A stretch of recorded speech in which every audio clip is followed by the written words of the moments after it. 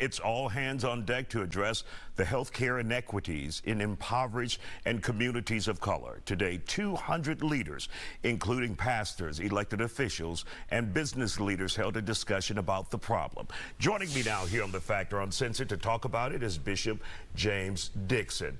Incredible situation that all poor communities around this country, communities of color, we're dealing with when it comes to health care. And you guys have a conference in town. First of all, tell us a little bit about the conference and what people can expect there. Thank you, Isaiah, for having me. It's the Kingdom Builders Global Fellowship Conference. I'm the presiding bishop of that fellowship. We've got pastors from across the country who are here, and we're discussing major topics. Tomorrow we're going to be dealing with trafficking and crime and incarceration and public policy. Today, of course, we dealt with the healthcare issue. And we've been dealing with education, a number of issues that directly impact our community. And I'm proud of that. But this whole issue of healthcare inequities is quite disturbing.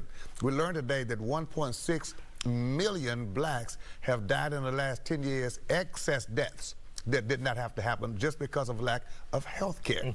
In Texas, a policy has been proposed by CMS right now that will cost Texas alone $8.6 billion in Medicaid funding.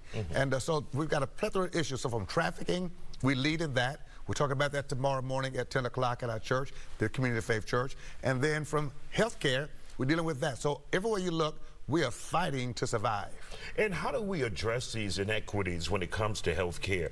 What can the average person do to make their voice heard, to say we need these dollars in our communities of color, in our poor communities, to make sure we survive, to make sure we live? Well, for one thing, if you go to SavingHospitalSavesLives.org, SaveHospitalSaveLives.org, you can become a part of our team because we are collecting signatures, we're mobilizing groups and organizations to lobby for common sense healthcare reform.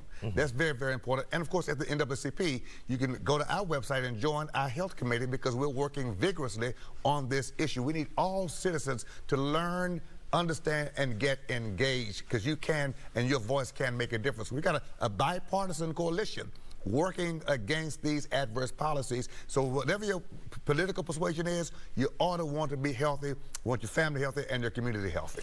Now, when we talk about the problems that we have, are the bigger issues on the state level, when we talk about Medicaid, or on the federal level, when we talk about Medicare, or both entities we have to work? We've got some issues on the state level. Of course, we still want to expand Medicaid in Texas.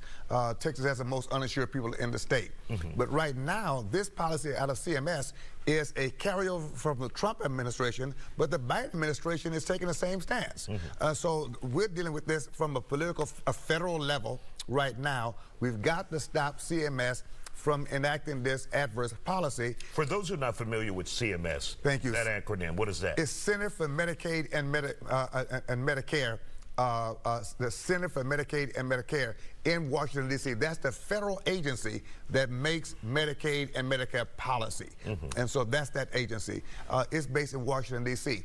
We've got to impact them, inundate them with calls and letters from constituents across the country and right here in Texas. Texas alone would lose $2 billion in Medicaid funding. That would shut hospitals down. St. Joseph's Hospital is on the, let me tell you, these hospitals depend on Medicaid funding to treat underserved people, black, brown, and Asians, and poor communities.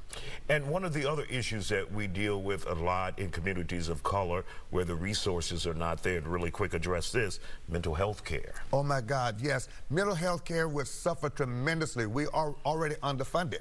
And so we've got to make sure that these dollars, Medicaid dollars, really treat those individuals. And by the way, 60% of babies born in the black community and the Hispanic communities depend on Medicaid funding for those births to be healthy. So we've got a lot of work to do, Isaiah, and we got to fight it on every hand. All right, Bishop James Dixon, thank you for joining us here on The Factor and fighting the good fight, and make sure you get involved if you want to make a change here in your country and in your community.